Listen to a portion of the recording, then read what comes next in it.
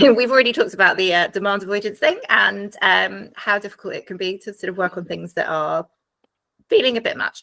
So these are kind of some top tips for habits that don't feel too stressful, don't feel overloading, particularly when you've got a lot else going on in your life.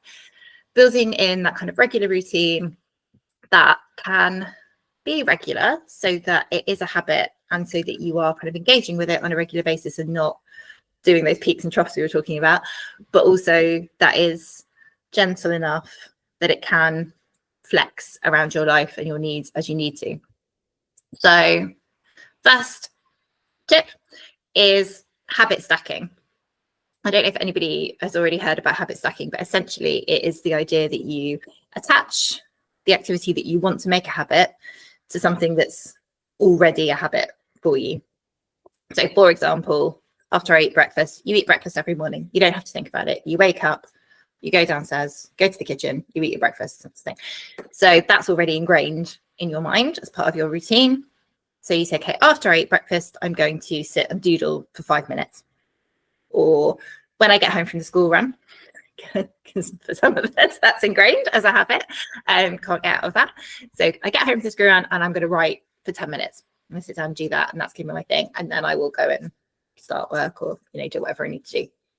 So it just takes that pressure off of having to find some time or having to kind of start from scratch in terms of forming that habit. And it's that trigger in your brain of, right, did the school run, now it's writing time, because the first thing is already habitual in your brain, so it just adds on that extra thing. And then this is all basically part of a habit loop. If you've read Atomic Habits by James Clear, it's really interesting. He talks quite a lot about triggers and habit loops.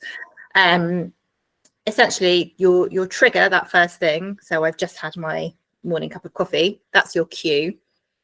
And something like that's kind of quite obvious and quite clear. So sometimes when you're working on this, it can be good to, if it's after your morning coffee, put a post-it note next to the coffee machine saying it's time to go write, or whatever, something like that that's obvious, keys you up to go and do the thing.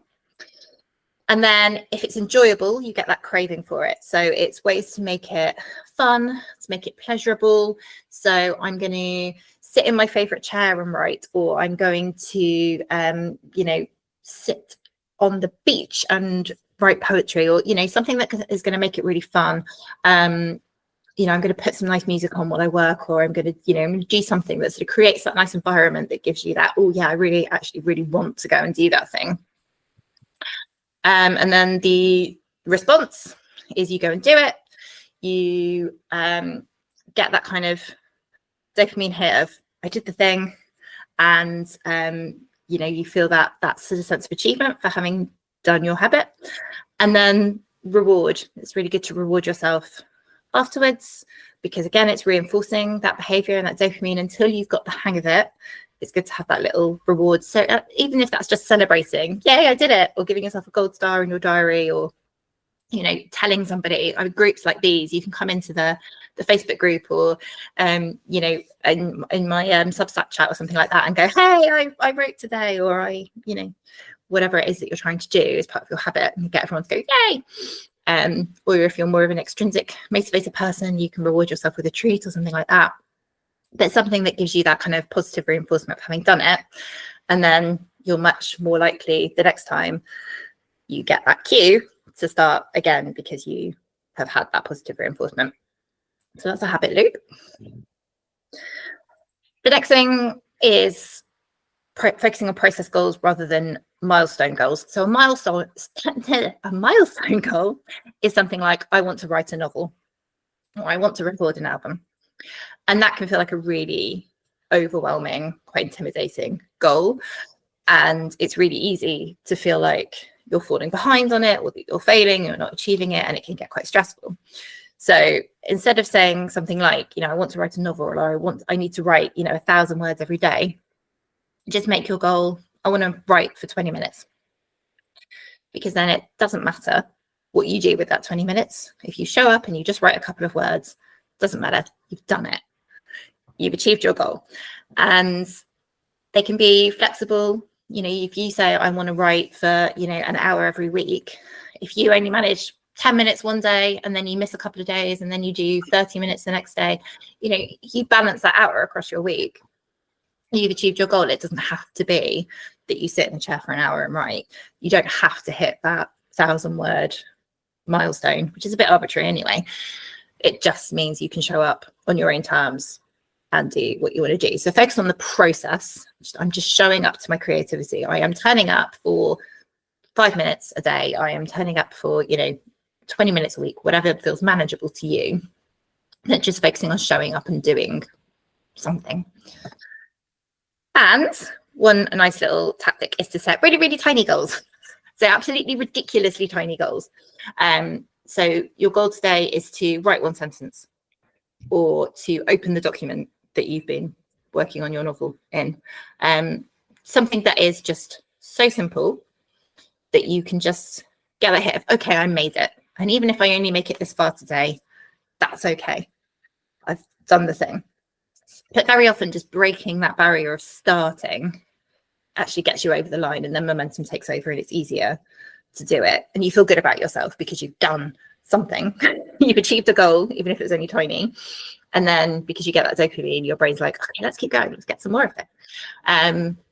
But it also, even if all you do for a whole week or a whole month is just open the document, you're still building that habit of showing up. And it does get easier and easier then to actually go beyond that. But if you start with the teeny tiny goals, especially on days when maybe your health isn't so great or life is stressful, you still feel like I'm still showing up to my practice. I'm still engaging with it. I'm still doing the thing, and it's okay. And making it a sensory experience for a lot of us can be a really, really nice thing to do. And if something feels good, then you want to do more of it, right? So, you know, for me, I'm a very kind of, I've realized the sensory experience of writing is actually a big part of it for me. So I like a notebook and a pen. I don't like writing on my computer. Obviously, at some point, my computer has to get involved because we live in a digital world. But I like to write everything by hand first because that just feels so much nicer. And on the days when I'm feeling it more of a struggle, sitting with my notebook is always going to be an easier ask of myself than going to write on the computer. Some people are completely the other way around, whatever works for you.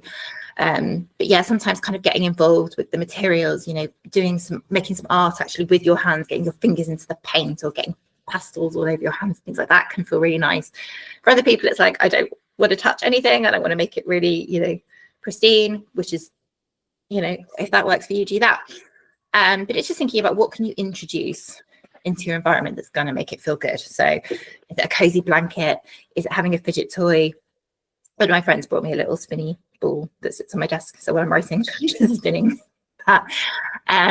You know, putting on your most comfortable clothes, the cozy socks, and, you know, getting the soft cushions and the comfy chair out, or, you know, the really nice ergonomic chair that makes you feel really comfortable when you're writing, or lighting some nice scented candles, whatever it is that makes it feel like a really nice experience for you. And sometimes it can be good to switch up the media that you're using.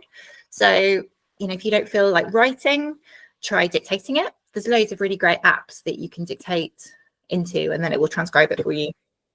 You know, if you don't feel up to drawing by hand, you can do collage or do some blackout poetry. Somebody else has written the words, all you have to do is circle them. You know, just kind of playing around with different things. Sometimes if you're trying to write, sometimes sketching a character instead of writing about them can be interesting, or looking for images online that are like the person you're trying to portray. Or I've got I don't know if this is weird, but I create soundtracks for books. So I'm really into music, and I'm not musical, but I love listening to music. So I have soundtracks to my books and short stories as well, have a soundtrack in my head. But that's quite a fun thing to work on when you're not, you know, actually in the zone for writing.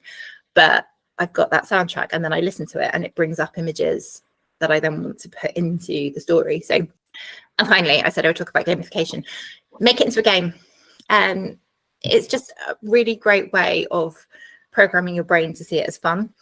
You know, getting you more motivated. It's also much easier to focus somehow when it's like there's a game and it's the dopamine again. It triggers that dopamine in your brain that keeps you coming back. So for example, write for 10 minutes, then take a break and see if in the next 10 minutes you can write more words than you did in the first 10 minutes. Or work out some kind of point system where you get 5 points for a finished page, 10 points for a finished chapter, something like that. Or you could give yourself a list of tasks to do and roll a dice to see which one you're going to do. Or maybe you unlock rewards for streaks. So if you write for 5 days in a row, then you get to sit and watch a new movie that you've been wanting to see or something like that.